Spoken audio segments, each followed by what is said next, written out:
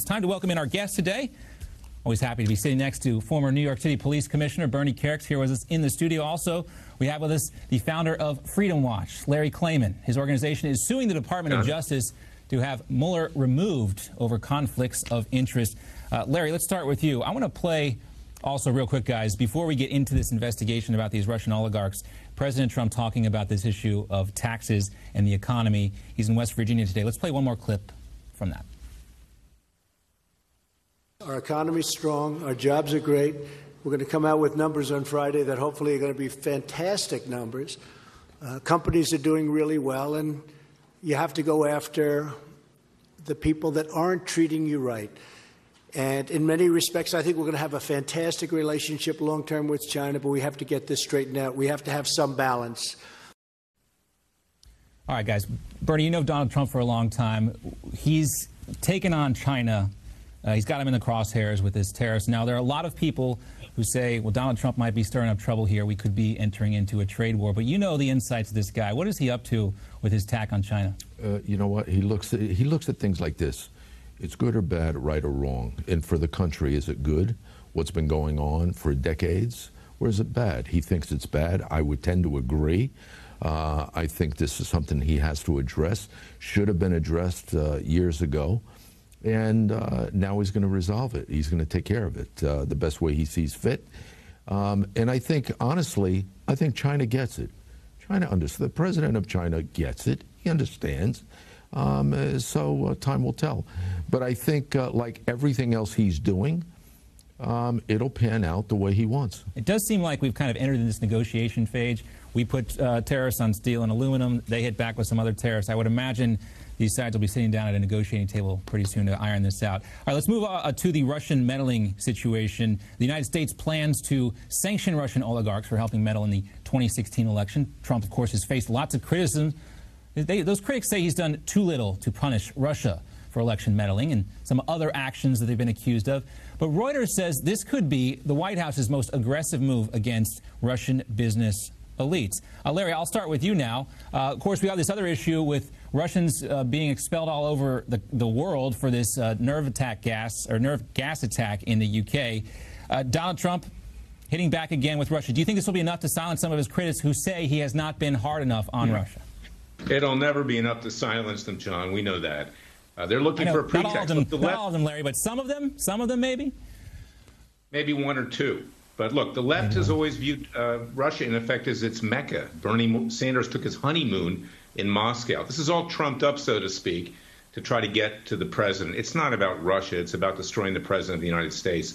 So there's very little that they can do to try to placate these so-called critics, and worse than critics. We've got Robert Mueller, who's a real threat to the president, and it's closing in a way that the president needs to take affirmative action and also defend himself better.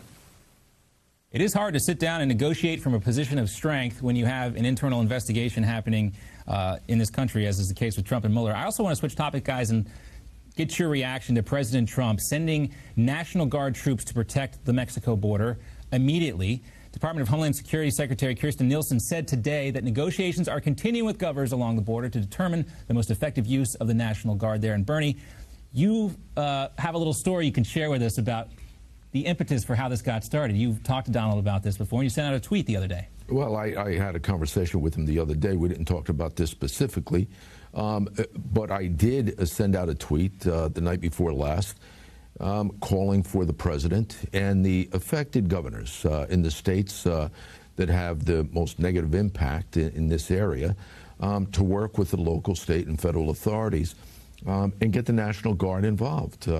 Look, there's no more important of a job for the President of the United States than the security of this sovereign republic. And he knows that. He gets it. He understands it. And whether it's the wall, whether it's technology, no matter what it is, we need to make sure the borders are secure. The National Guard, I think, is a great tool to start that. Larry, what about you? Oh, I think so, too. And, you know, this gets back to the trade issue. I'm an old international trade lawyer before I became a crime fighter. Trump knows how to use pressure. He knows how to put his word behind his mouth, so to speak. And this is a negotiation not just with Mexico to possibly get them to pay for the law, the wall, to put troops on the border, and also to reduce drug violence and criminals and things like that. But it's also telling the Democrats in Congress, do you want me to commit all these resources down there without building the wall? Wouldn't it be a lot simpler if we simply funded the wall? So this is very shrewd on the president's part, and Bernie's absolutely right. It's also a matter of national security. Yeah, means to an end to get that border wall. Now, meanwhile, Oregon's Governor Kate Brown tweeted out this: if Donald Trump asked me to deploy Oregon Guard troops to Mexico border, I'll say no. As commander of Oregon's Guard, I'm deeply troubled by Trump's plan to militarize our border.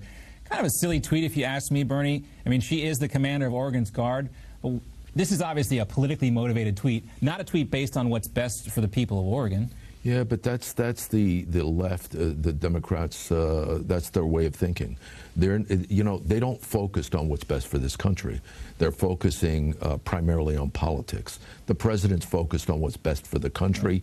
We need to secure the borders. He gets it. He understands it. He's dedicated to it, and he's got to do it. He's got to do it. So I think it's going to get done. She could, do whatever she wants to do. The president's going to get the job done anyway. He seems hell-bent on getting the job done. One final topic, guys, to get into this week.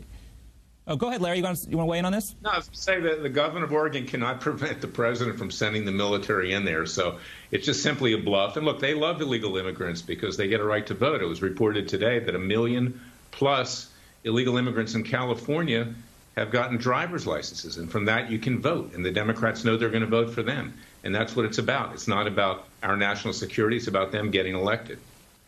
Yeah, imagine her trying to tell the president that they can't use National Guard troops as they did in Iraq. Stuff, No, it's not happening. Not going to happen. All right, one last topic. We'll talk about this issue here. The Chicago suburb of Deerfield, Illinois, voted to ban the possession, sale, and manufacture of assault weapons and large-capacity magazine. A new ordinance states, quote, the possession, manufacture, and sale of assault weapons in the village of Deerfield is not reasonably necessary to protect an individual's right of self-defense or the preservation or efficiency of a well-regulated militia. Bernie, we're seeing this in places like Florida, too. These local communities are trying to implement their own gun control laws. Will it work? I don't think it's going to work. And I think the other thing they're doing, in addition to attempting to ban assault-type weapons, rifles, long guns, they're also touching on handguns. They're touching on semi-automatic handguns, magazine capacity for a handgun. At the rate they're going, they basically want to remove all guns. It's not going to work. Somebody's going to take it to the Supreme Court. But I think it's terrible. This is another one of these politically motivated things that they think will benefit them in the polls. Yeah, Larry, it seems to be a knee-jerk reaction here from these communities. They feel like they need to do something, and of course that's a natural instinct to want to help people out. But don't you think these types of ordinances can actually do more harm than good? Well, yes, and they can't be enforced either, for that matter. I mean, we know criminals get guns. Look, Deerfield's not far from Chicago, and we know what goes on there. It's the murder capital of the world. So people want these weapons to defend themselves. That's the reason we have a Second Amendment. And people are fearful of the federal government, frankly, because you can see the confidence level in this country right now, and they want these weapons, as was intended by our founding fathers, if they ever need to use them, frankly, against a tyrannical government. So they're not going to give them up, regardless of what law is in effect. And there'll be a black market, and you don't want to create a black market. And I say more harm than good because it sounds like the type of ordinance that would get bogged down in a court case, which therefore the people of Deerfield, Illinois, wind up having to pay the legal fees to sort this type of stuff out. So it seems Absolutely. Like kind of a wrong-headed move, right? It's a lot of hype right now. It's the trend. And we go through this every time there's a massacre, but it's not going to stick. All right. We have Joe on the line. Joe is one of our regular callers who calls in from Texas. And, Joe, we appreciate your phone call. You want to talk about what's happening on the border? Please weigh in, Joe. Yes, can you hear me? We can hear you. Yes, can you hear me? I can hear you, Joe. Okay, could we, the people, is there a way that, I don't know, could we be certain that this caravan, and if so, there could be more, thank God for Mexico blocking this one, could we be certain that the deep state is not orchestrating and funding these caravans, building more and more trouble daily that they can possibly do against our president, Donald Trump? I don't know about that, Joe. That's a pretty. It's hard to believe that the deep state would be involved in this, but perhaps there is some sort of coordination going on with these South American nations wanting to apply a little pressure. I mean, there's obviously some sort of coordinated effort helping out, Bernie, these folks. They're being provided with some sort of assistance. And well, there's a lot of assistance that goes into this, probably from Central and South America. But also keep in mind, there's a massive amount of money here to be made on the left side as a result of some of this stuff. And who knows who funds this? You have Soros out there. You have guys like Soros that want to promote this craziness. Good thing is right now Donald Trump has got the Mexican government to address it. Right. He's got the Mexican government to break it down, and that's evidently what's going on. We'll see where it goes. It was interesting to see how quickly the Mexican government got involved in dispersing this caravan as soon as President Trump started talking about tearing up the NAFTA agreement, Larry. Yeah, that's true. And, of course, you've got to remember what Mexican government you're talking about. This is the Central Mexican government.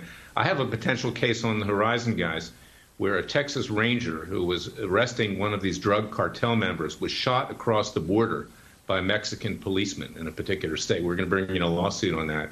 I mean, it's out of control what's going on in that border. And the Mexicans know that the president's serious, and Bernie's right. I mean, they are reacting because things could get pretty sticky for them with regard to the United States. The president's threatened sanctions with regard to NAFTA, which is currently being renegotiated. He has the ability to put tariffs on Mexican products. So, yes, the Mexicans are paying attention. Seem a little bit intimidated, for sure. Well, Larry, thanks for being with us. Always great to talk to you.